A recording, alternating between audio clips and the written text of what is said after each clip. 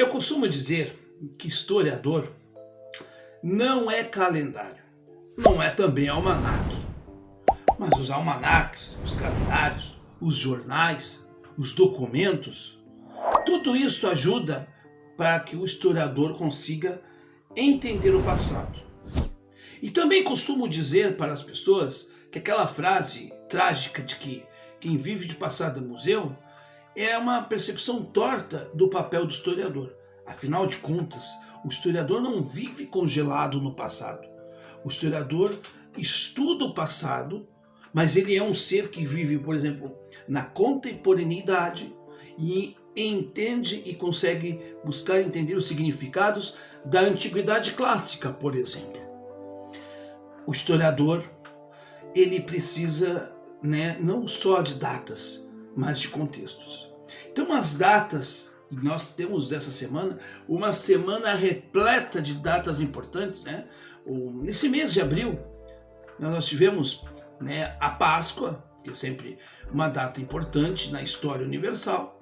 Nós temos 18 de abril, o Dia Nacional da Literatura, então com o nosso Monteiro Lobato. Então, o Dia da Literatura Infantil no Brasil é importante, aliás, um país que não lê, um país que não consegue ler, seria interessante incentivar a leitura das nossas crianças, não só o uso dos aplicativos e dos instrumentos mais modernos, vamos dizer assim, da tecnologia, mas os livros também ajudariam bastante na nossa formação dos nossos futuros, Nós temos também o nascimento de Getúlio Vargas, no dia 19 de abril, e o Dia do Índio. E no dia 21 de abril, dia de Tiradentes, e também a morte do então primeiro presidente civil, depois dos 21 anos de ditadura militar, que é a morte de Tancredo Neves, que foi o primeiro presidente da história do Brasil que recebeu o título de presidente sem nunca ter ocupado o cargo. A mesma situação, nós vamos ter também no dia 22 de abril, que é o marco da chegada dos portugueses no Brasil. Da chamada descoberta, uns vão dizer que é descoberta, outros vão dizer que isso aqui é invasão, e não tem problema. Na história não há uma resposta definitiva, porque o historiador não trabalha com verdades absolutas. O historiador não trabalha com verdades fechadas.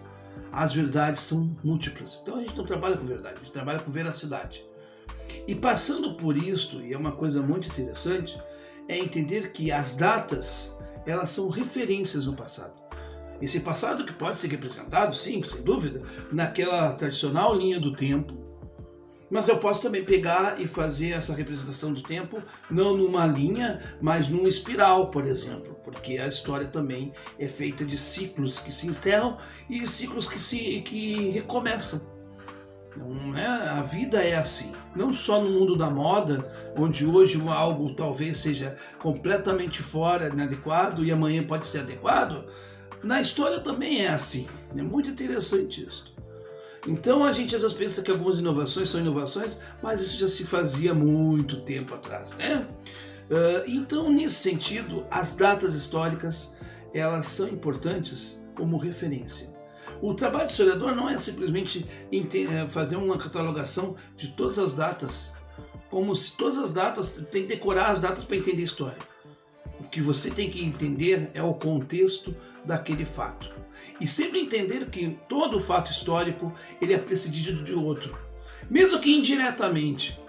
Hoje nós temos, por exemplo, um fascismo à mostra.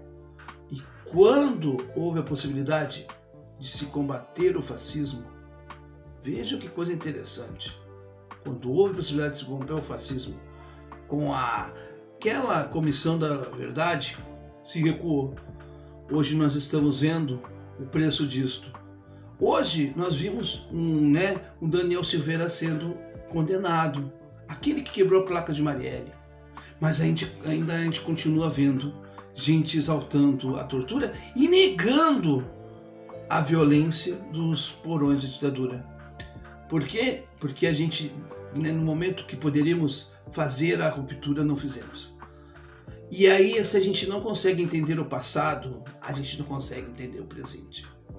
E eu penso o seguinte, no momento que nós estamos vivendo desse emburrecimento à esquerda e à direita, né? À esquerda e à direita, eu pergunto, será que nós estamos preparados de fato para decidirmos o futuro de nosso país nas eleições de 22? Porque afinal de contas parece que nós não estamos entendendo o nosso presente. E parece que o passado para muita gente também não foi muito bem entendido. E eu não digo interpretado, porque a interpretação do passado ela é múltipla mesmo. Mas algumas coisas estão muito escancaradas e fatos são fatos que a gente precisa, né, dizer que infelizmente tem muita gente que não entendeu rigorosamente nada do que aconteceu nos últimos 20 anos.